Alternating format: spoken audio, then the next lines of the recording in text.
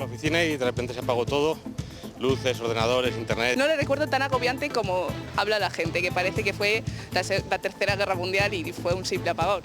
Puse la radio, tenía gas. Pues así es como recuerdan ustedes el día en el que España, Portugal y el sur de Francia se quedaron sin electricidad. Los móviles no funcionaban, pagar con tarjeta era inútil y la radio a pilas se convirtió en el mejor aliado para saber qué estaba pasando.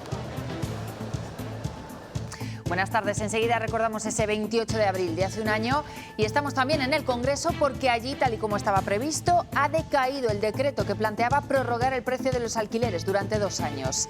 Además de PP y Vox, Junts ha votado en contra. Alba Villalba. Sí, el partido de Puigdemont ya lo había anunciado y así lo ha hecho hace tan solo unos minutos. Ha sumado sus votos en contra a los de PP y Vox y también a la abstención del PNV. Por tanto, este decreto de los alquileres no sale adelante y muestra una vez más la debilidad del gobierno de Sánchez. En las Cortes, primera junta de portavoces de la legislatura con un tema principal, mantener el mismo número de dedicaciones exclusivas que la pasada legislatura. Eso sí, se ha decidido crear un grupo de trabajo para estudiar posibles modificaciones. Son las primeras imágenes que han salido a la luz del interior de los trenes de Adamuz en el momento del accidente. La Guardia Civil concluye que el descarrilamiento fue porque la vía estaba rota. La tasa de desempleo se vuelve a situar por encima del 10% en España. Son los datos de la EPA del primer trimestre de este año. En Castilla y León el paro también sube, aunque algo menos. Se queda en el 9%. Enseguida lo vemos con detalle. Y hoy en apenas unos minutos el Sol estará a la misma altura y seguirá el mismo camino que el 12 de agosto, cuando se prevé un eclipse histórico. Se han instalado varios puntos de observación para esta tarde, pero las nubes pueden ponerlo difícil. Andrés Berlanga.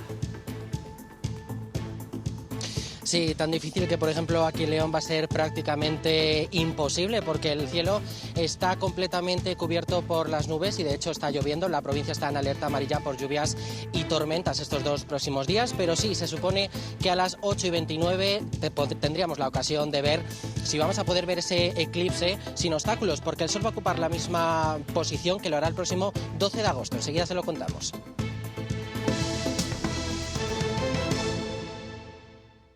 Recuerdo porque justo me acababan de bajar el coche del taller y no pude pagar. Pero bueno, por lo menos lo pude bajar y en el coche cargaba el teléfono, oía la radio y eso, que la radio es lo que nos salvó. Un desastre todo, de tráfico, todo lo de casa, electrodomésticos, todo. Bueno, pues yo lo pasé muy bien. La verdad, me vino muy bien desconectar un ratito. Ha pasado un año de ese apagón histórico que dejó a toda la península sin electricidad durante horas. A día de hoy los análisis apuntan a que fue un cúmulo de factores el que provocó ese cero energético y aunque no se nos ha olvidado, son pocos los que están preparados por si vuelve a pasar. Prácticamente todo en nuestras casas dejó de funcionar. El apagón paralizó durante unas 12 horas infraestructuras críticas y servicios básicos. Supermercados, comercios y restaurantes temían perder el género y muchos sacaron el transistor para tratar de comprender lo que estaba pasando. Un día inédito y difícil de superar. Muchas cosas pasaron aquel día. Uno de los incidentes más comunes fue quedarse encerrado aquí, en un ascensor. 162 rescates en todo Castilla y León, 145 solamente en la provincia de Valladolid. También hubo 133 peticiones de información.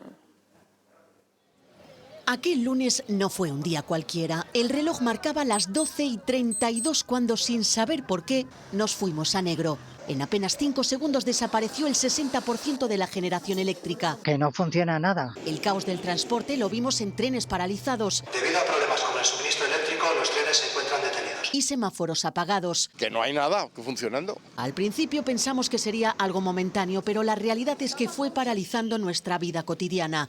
Cayó la conexión a Internet, los móviles enmudecieron y las linternas, las radios y las pilas pasaron a ser imprescindibles. Se han apagado las luces, se han bloqueado las puertas. Los supermercados se quedaron en penumbra con cámaras apagadas. Agua ya no hay. Solo se salvaron aquellos negocios que tenían sus propios generadores. Las cámaras, los productos, todo, pues es una faena, la verdad. Pagar tampoco fue tarea fácil, se tuvo que recurrir al dinero en efectivo. Y aunque estaba previsto para las 5 de la tarde, no fue hasta las 6 cuando escuchamos el primer mensaje público de Pedro Sánchez, reunido en el Consejo de Seguridad Nacional. ¿Cómo se va a arreglar? Si va a ser cosa de 5 minutos, de 2 horas o de 3 días. Salamanca fue la primera provincia de la comunidad en recuperar la normalidad a las 4 menos cuarto de la tarde. Sin embargo, en varios municipios de Soria, el silencio tecnológico duró más de 20 horas. Hoy justo hace un año del apagón que sufrió nuestro país. Fueron muchas las horas de incertidumbre, puesto que la electricidad no llegaba a los hogares. Eso sí, comenzaba a llegar poco a poco desde las 5 de la tarde de oeste a este, empezando por Salamanca o Zamora, pasando después por Palencia, Burgos o Valladolid y León, que fue la última de las provincias de Castilla y León en recibirla. Eso sí, la situación más complicada se la llevaron los pueblos, puesto que más de 100 localidades de la provincia de Zamora pasaron la noche a oscuras. La población jamás olvidará la hora a la que volvió la luz a sus casas. El apagón empezó pues sobre las 12:15, 12:30, que lo empezáramos a notar. Y cuando llegaba aquí a Zamora ya estaba todo, que ya no había conexiones, el teléfono funcionaba a ratos. No, porque yo estaba en el colegio, no me acuerdo, pero sí me acuerdo de que no funcionaba nada en clase, ni los proyectores, ni las luces. Estaba todo, nadie con los móviles, claro, porque no sabíamos cuánto iba a durar, a lo mejor se te acababa la batería. Desde el mismo día del apagón, el Gobierno insistió en que no se descartaba ninguna hipótesis. El Consejo de Ministros después tardó casi 2 meses en presentar un informe que no daba, la verdad, causas concretas ni señalaba responsables. Es mejor no especular, ya sabremos las causas, no descartamos ninguna hipótesis. Es imprudente simplemente señalar una u otra hipótesis. No vamos a trasladar teorías, no vamos a trasladar ningún tipo de especulación. No se han hallado indicios de que el operador del sistema haya sido objeto de un ciberataque. Tajantemente falso que el Gobierno estuviese haciendo ningún experimento. Una combinación de factores. La causa del cero fue un fenómeno de sobretensiones.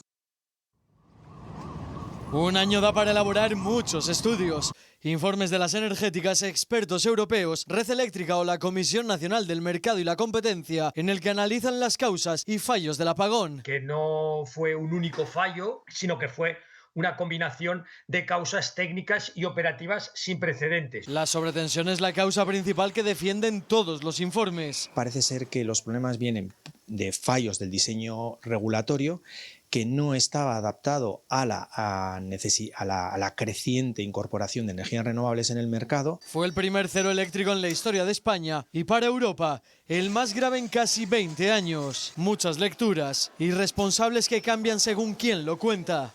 Las herramientas se utilizaron, pero el resto de actores del sector eléctrico también tiene que cumplir con sus obligaciones. Hay un error de planificación sobre los elementos necesarios para contener o controlar la tensión. Eso sí, la comisión de investigación ha permitido ver que el sistema ha estado expuesto en otras ocasiones. Nos habríamos desconectado de Francia. Entonces nada, muchas gracias porque ha sido una situación muy crítica. Varios sustos y un cero total del que un año después. Todavía seguimos discutiendo cuál fue el motivo de ese apagón.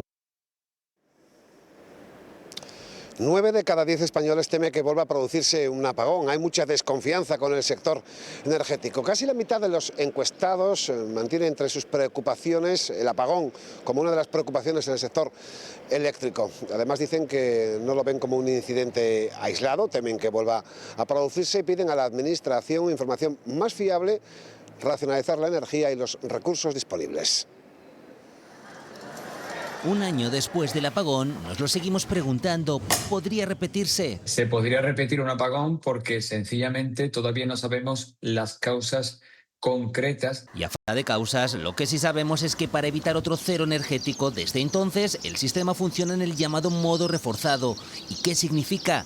Pues que Red Eléctrica ha dado más peso a algunas energías convencionales, en concreto al gas, ya que al ser más estable se frenan las fuertes oscilaciones en la red que provocan las renovables. Para que no se produzca apagón, el gas está aportando casi un 46% más que lo que aportaba antes. La tecnología más cara. Pero que el gas tenga más peso no evita situaciones críticas, y lo hemos visto en el último año, momentos donde no se logran frenar las oscilaciones de las renovables y hay que pulsar una especie de botón de pánico que obliga a las grandes industrias a parar su producción hasta que todo se calme. Las energías limpias, que nadie se confunda, siguen teniendo gran peso. Agua, sol y viento en este mes de abril de 2026 están aportando casi el 80% de la generación. Y sí, que se haya reforzado el sistema. Tiene un coste que hay que pagarlo entre todos. O lo que es lo mismo, lo estamos notando en la factura de la luz. En un concepto que se llama servicios de ajuste, que siempre lo hemos pagado, pero ahora se ha duplicado. Esto nos supone unos 50-60 euros al año. En resumen, que el apagón lo estamos pagando todos.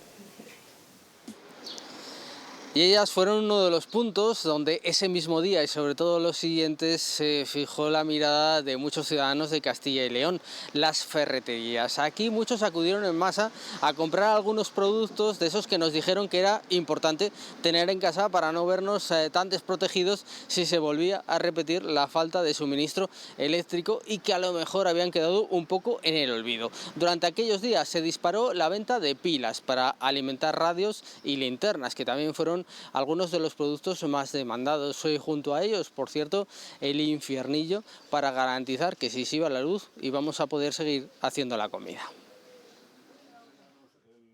Durante y después del apagón, las ferreterías no dejaron de recibir clientes. Y hasta el punto, claro, que desapareció todo. No había ni cocinas, pilas, había en algunos sitios que ni había pilas siquiera, linternas también había un poco de escasez. La pregunta es si hemos aprendido algo de esa experiencia. Pues algo más sí, porque sí que compré el infiernillo de gas.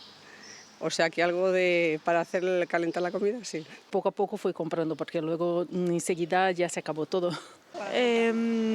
Yo creo que no, la verdad es que no estaría preparada. Hay mucha gente que todavía sigue, pues no sé, como que ha pasado el tiempo y ya no va a volver a pasar, pero es que puede volver a pasar. Y puede que nos pille otra vez con la cartera sin dinero en metálico. Sí, algo siempre hay en casa de metálico. Un año después, los consumidores siguen sin recibir ninguna compensación por las horas sin suministro. Nosotros entendemos que la compensación la tiene que pagar la distribuidora sí o sí, y que luego la distribuidora, pues permíteme la expresión, busquen al responsable. Un responsable que aún no ha aparecido y que está dificultando que se resuelvan las reclamaciones que piden indemnización por daños.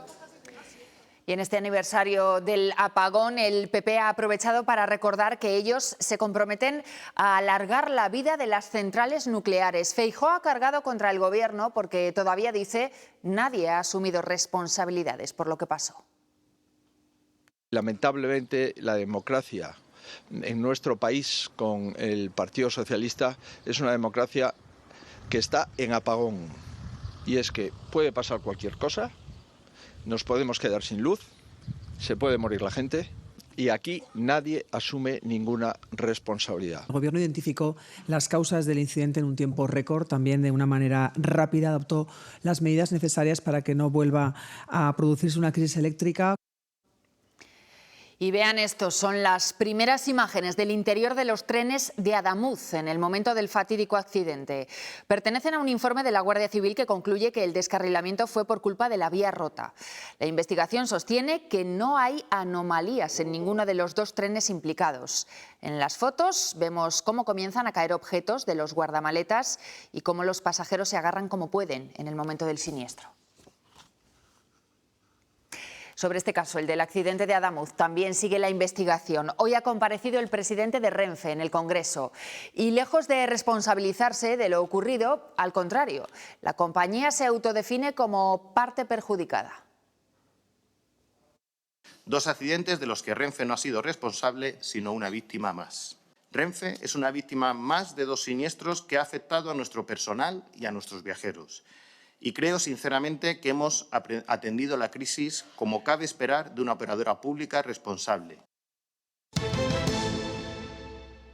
Votos emitidos 348, a favor 166, en contra 177, abstenciones 5. En consecuencia, queda derogado el Real Decreto Ley.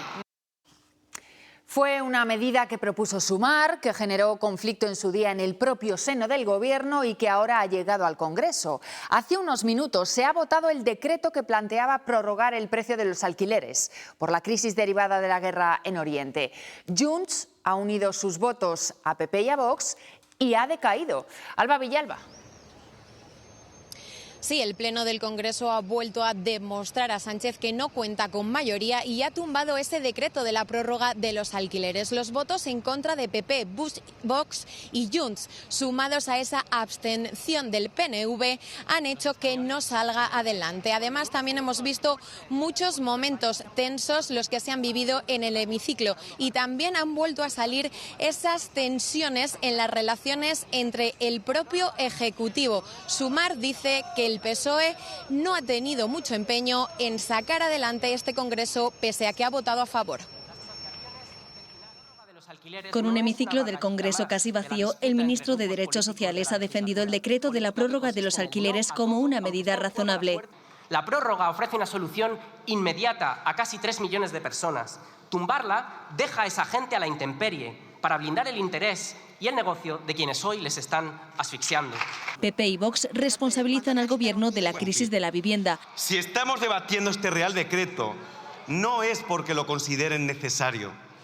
Era porque Pedro Sánchez tenía que ceder para mantenerse en el poder un día más. Y achacan el descenso de la oferta de alquiler por la inseguridad jurídica causada por el Gobierno de coalición. Y es que las aventuras legislativas sin trasfondo jurídico y sin trasfondo normativo fuerte lo que llevan es a un suicidio del mercado de los alquileres. Algo que encontraba respuesta desde el PSOE. Mucha prioridad nacional, pero si echan a un español de su casa, viva el especulador, ¿no? El rifirrafe más tenso lo han protagonizado las dos formaciones catalanas. Esta es su bandera, la que comparten con PP y con Vox, para fastidiar a casi 3 millones de personas. Con una derrota anunciada, Esquerra y Podemos proponían alternativas. Traer este Real Decreto bajando los alquileres por ley un 40% mes a mes hasta que acabe la legislatura. La derogación de este decreto deja en el aire cerca de 1 millón de contratos de alquiler pendientes de prórroga.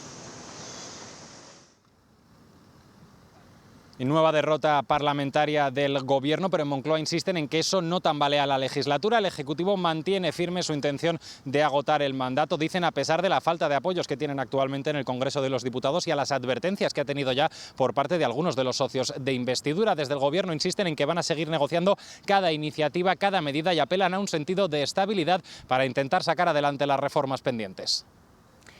Más cosas. Ha continuado hoy el juicio por la operación Kitchen con 2 testigos, el sacerdote Silverio Nieto y el coronel de la Guardia Civil Diego Pérez de los Cobos. Este último, con competencias para gestionar los fondos reservados del Ministerio del Interior, afirma que nunca recibió instrucciones del exministro Jorge Fernández Díaz. Señala al exDAO Eugenio Pino como responsable de controlar que el dinero se utilizara para los conceptos registrados. Pérez de los Cobos no recuerda operaciones relacionadas con la Kitchen y sostiene que su función en materia de fondos reservados siempre fue conforme a ley. Que si no se había gastado pues ese real de información también lo fuese. Mi función es la de cajero, ¿no?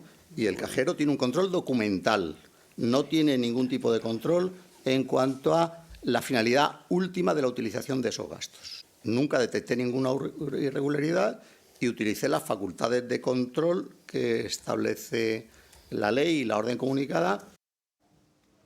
En Castilla y León, recién estrenada la legislatura, hoy se ha reunido por primera vez la nueva Junta de Portavoces de los diferentes partidos.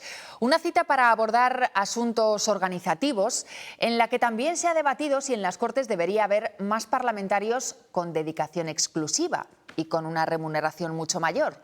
De momento ha habido consenso. De momento, el número de dedicaciones exclusivas se mantiene como estaba en la pasada legislatura, pero se va a crear un grupo de trabajo que estudie si es viable o no una modificación en el futuro. De momento, todos hablan de contención de gastos, pero se abren a analizar las posibilidades. Primera junta de portavoces con las dedicaciones exclusivas como punto principal a abordar. PP, PSOE y Vox han acordado mantener de momento el mismo criterio que la legislatura anterior. Ha habido un consenso en el que no ha sido necesaria, ¿no? una votación explícita, ni ha habido un voto en contra por parte de ningún grupo. Coherencia con nuestros planteamientos, coherencia con un acuerdo que propusimos nosotros. Lo que se traduce en un total de 19 procuradores liberados, 7 para PP y PSOE, 3 para Vox y 2 para el grupo mixto. A esta cifra se suman los miembros de la mesa que también tendrán dedicación exclusiva. Es cada grupo, dentro de su facultad de decisión organizativa, el que decide cuántos de esas dedicaciones exclusivas se quieren cubrir. Los 3 partidos hacen hincapié en reducir el gasto, por lo que no se llevará a efecto la propuesta presentada según el PP por parte de la Secretaría General de las Cortes, un sistema que hubiera dado a PP y Vox un liberado más. Vamos a seguir en nuestra línea de contención del gasto. Vamos a pedir a todos los grupos que hagan lo mismo. Corregir la anomalía democrática, que significa que seamos el único parlamento que no tenga una dedicación plena de sus responsables políticos. Nuestro voto en contra a que se aumente más el gasto público. Lo que sí se ha acordado es poner en marcha una mesa de trabajo para analizar si estas liberaciones deben aumentarse, reducirse o mantenerse. Los portavoces también han hablado de las negociaciones para formar gobierno. Desde el PP dicen que siguen trabajando. Los socialistas hablan de parálisis y desde Vox critican la posibilidad de tener que esperar a las elecciones andaluzas para cerrar un pacto. Seguimos trabajando en ese acuerdo. Cuando el acuerdo podamos hacerlo público lo haremos, les informaremos, le daremos todas las explicaciones. Ritmos pausados, ¿no? Lo lamentable de todo esto es que Castilla y León está en stand-by, está en pausa. Y con Castilla y León los intereses de los castellanos y leones... Por nosotros no va a quedar que se haga cuanto antes. Ojalá no encontremos trabas desde el Partido Popular en Génova. Me consta que el señor Mañueco tiene predisposición a un diálogo. Unas negociaciones en las que también estará presente el concepto de prioridad nacional, como lo ha estado en los acuerdos de Extremadura y también de Aragón. El PP defiende que ese concepto de prioridad nacional va ligado al arraigo real, duradero y verificable. Así lo ha hecho esta mañana en su discurso de investidura Jorge Azcón. Eso sí, el Vox avisa a los populares. Les dice que no permitirán diluir la retórica, que el concepto de prioridad nacional significa los españoles primero y que así será también en Castilla y León y en su acuerdo. Y si el Partido Popular cree que va a diluir con esa retórica lo que Vox está poniendo encima de la mesa, pues está muy equivocado. Nosotros vamos a luchar y vamos a trabajar por hacer valer todos los postulados. No tenemos ningún miedo a que pueda dificultar los acuerdos. Los ciudadanos en Castilla y León han pedido un gobierno de derechas presidido por el señor Mañueco y apoyado por Vox. Nosotros no estamos intentando diluir absolutamente nada. Nosotros estamos reflejando literalmente lo que viene en el acuerdo. Y yo no puedo decir que en el acuerdo viene algo que no viene. Estados Unidos e Irán siguen sin acercar posturas en las negociaciones de paz. Donald Trump dice que el régimen de los ayatolás está en estado de colapso, porque la Armada estadounidense cierra el estrecho de Hormuz y de momento no piensa levantar el bloqueo. Esa obstrucción tiene efectos colaterales. Además, Emiratos Árabes Unidos ha anunciado que deja la OPEP, que es la organización en la que los países que producen más petróleo deciden cuánto crudo extraen y venden para controlar los precios.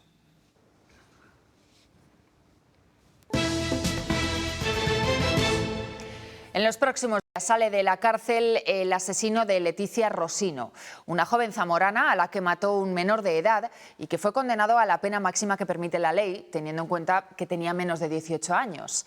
Este domingo, Tábara, el pueblo de la víctima, se concentra para pedir que se cambie la ley del menor, para endurecer las penas. Hace aproximadamente 2 semanas, la familia de Leticia Rosino entregaba más de 130.000 firmas para cambiar la ley del menor. Este sábado, Tábara se manifestará por la misma razón. Que se ajusten las sentencias a los delitos. Aunque sean menores, saben lo que hacen. Saben que hace daño y es una vida que se acaba todo ahí. Y ellos tienen el privilegio de seguir viviendo, de seguir disfrutando de la vida. Todo ello coincide con la próxima salida en prisión del asesino de la joven de Tábara. Entró en el centro de menores en 2018 y cumplirá próximamente una condena de 8 años y saldrá en libertad vigilada a primeros de mayo. La familia pide prisión permanente revisable. No sé si aquí sería posible, creo que no, porque ha cumplido ya la condena. Y creo que no es posible, pero bueno, en los siguientes casos que haya que se pueda realizar, sí, la prisión permanente revisable. De esta manera, este fin de semana Tábara volverá a ponerse del lado de la familia de la víctima, algo que lleva haciendo desde el primer día. Estoy muy satisfecha de los vecinos, del pueblo en general, porque siempre cualquier día que hemos hecho un acto, ahí están para lo que quiera y me demuestran el cariño que nos tienen a la familia, y a Leticia también la conocían todos, claro. Un caso que 8 años después sigue doliendo a la sociedad zamorana. Segunda jornada de la semana de huelga que han vuelto a convocar los médicos por todo el país. Esta tarde se han concentrado en ciudades como León. Hoy en nuestra comunidad el seguimiento del parón ha sido algo menor que ayer, del 16%. Más de 1.100 médicos no han ido a trabajar y se han cancelado 230 operaciones y casi 3.600 consultas con especialistas. En atención primaria se han suspendido 5.400 citas.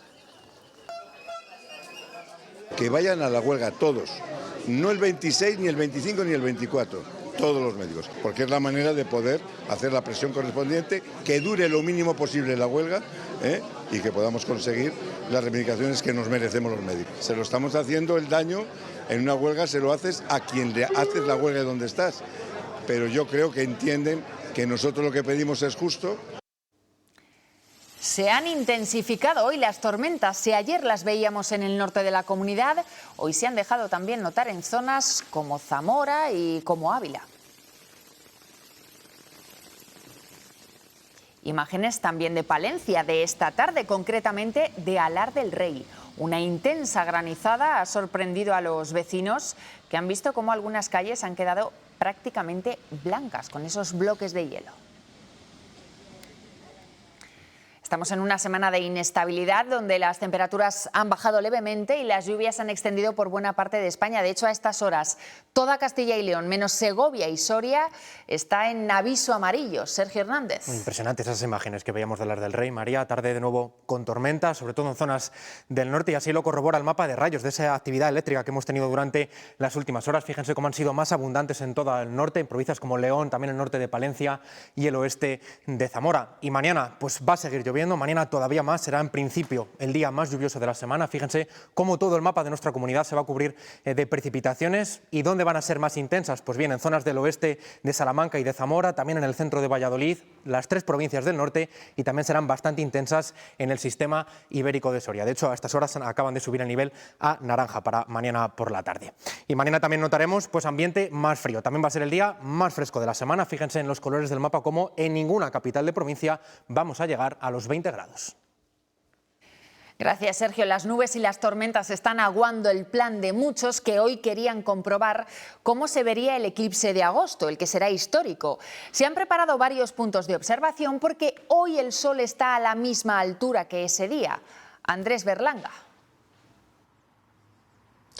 Estamos ante el día espejo del eclipse, Mario. Hoy sería el ensayo general del grado de visión que tendremos el próximo 12 de agosto para verlo. Esto es porque el Sol, como has dicho, ocupa ahora mismo la misma posición que tendrá ese día y por lo tanto podemos calcular si habrá algún edificio, algún árbol o algún elemento que nos dificulte su visión y prever así un cambio de ubicación. Pero para eso, claro, necesitamos el Sol. Aquí en León no hemos podido hacer esa prueba y en muchos otros puntos de la comunidad tampoco, porque los cielos están completamente cubiertos. Pero no se preocupen porque mañana y pasado también podrán hacer esa prueba, aunque probablemente tengan que esperar hasta el jueves, según las previsiones meteorológicas, y esperemos, eso sí, que ese 12 de agosto tengamos algo más de suerte que estos días.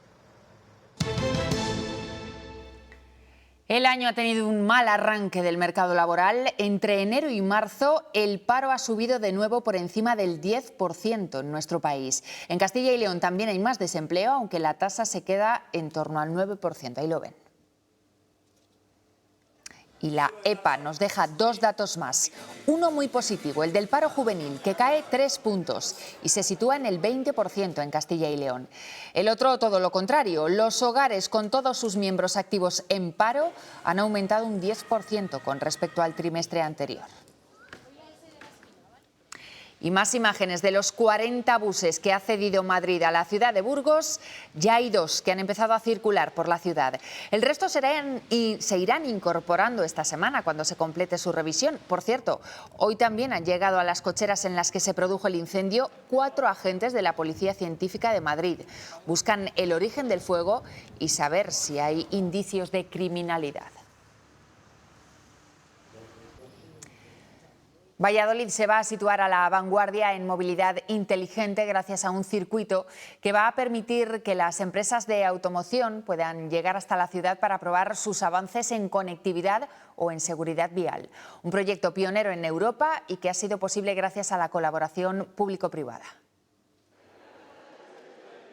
Valladolid será la primera ciudad española en contar con un circuito urbano de movilidad conectada, convirtiéndose así en un gran laboratorio a cielo abierto en ciberseguridad. Donde aquí van a poder venir fabricantes, proveedores de la automoción y podrán hacer sus tests, podrán testar sus propias soluciones de movilidad inteligente. La infraestructura ya se está desplegando en diferentes puntos estratégicos con la instalación de 15 unidades de comunicación, varias cámaras y centros de recepción y control. Para anticiparnos una vez más desde esta tierra a los retos de la nueva movilidad. Creo que es importante que seamos capaces de ensayar con un coche autónomo y conectado la interrelación con otros coches, también con peatones. Un proyecto pionero impulsado por la Junta, dotado con 3,5 millones de euros cofinanciados con fondos europeos a través del INCIBE. Castilla y León se está convirtiendo en un referente en desarrollo tecnológico, tiene una capacidad de adelantarse a lo que está por venir. Y con la colaboración de empresas como Renault se espera que esté listo en 2 años. En Bezoya, después de toda una vida de mineralización muy débil para vivir muy fuerte, sabemos que somos muy de cantar hasta debajo del agua. Y de coger esta botella que está llena de muchas vidas y bebérnosla de un trago una y otra vez. Y si tú también eres muy de esto, es que eres muy de Bezoya. Agua de mineralización muy débil para vivir muy fuerte. Hoy se ha reunido el jurado de la 11ª edición de los Premios Surcos de Castilla y León Televisión. Este año se han recibido más de 160 candidaturas y este equipo ha sido el encargado de elegir a los finalistas. Los ganadores se darán a conocer en una gala el próximo 20 de mayo en Medina del Campo, en Valladolid. En esta ocasión el premio especial es para la IGP Lechazo de Castilla y León. Hay mucho nivel, yo lo comentaba también con el equipo de televisión de Castilla y León. Es muy difícil llegar solo con 3 propuestas para cada una de las categorías porque hay gente muy buena y eso es también porque oye, tenemos un sector agrario, agroalimentario, es el segundo más potente de España. Los mejores alumnos a nivel nacional en labores del campo compiten estos días en Palencia, un concurso en el que demuestran sus habilidades en distintas materias agroganaderas. Lo van a ver. El equipo ganador pasará a la fase europea. 0,89, 3 años. Vale, 3 años. Calcular la edad de las ovejas mirando su dentadura. Estos chicos lo han hecho en 4 minutos 59 segundos. Luego el tema del manejo ha estado bien porque aunque sea un manejo un poco brusco, realmente ellos saben dónde agarrar. Agarrando a la oveja del Corvejón nunca se le hace daño, nunca se le tronza una pata. Es tan solo una de las pruebas de estos AgroChallenge 2026, una competición nacional de estudiantes de FP relacionados con el ámbito agrario que este año tiene su sede en Castilla y León. Una suerte tremenda que se hayan acordado de Castilla y León. Y dentro de Castilla y León, el que hayan elegido a Viñalta, a Palencia, pues es un orgullo, evidentemente. Unos metros más al fondo encontramos cómo con rapidez y precisión se valora el manejo de la maquinaria agrícola. Muchos nervios porque al colocar las alpacas me iban diciendo unos para adelante, para atrás, no sé qué, pues me han quedado un poco torcidas. Pero bueno, es una prueba y hay más, así que digo yo que lo remontaremos. Y otro aspecto más desconocido de las labores agroganaderas, como es el reciclaje, también puntúa. Están los residuos de ganadería y de agricultura, que son residuos industriales y que hay que gestionar de otra manera diferente. Habrá que esperar para conocer al ganador. Ese equipo representará a España en el Campeonato Europeo, que se celebrará en Reino Unido en junio.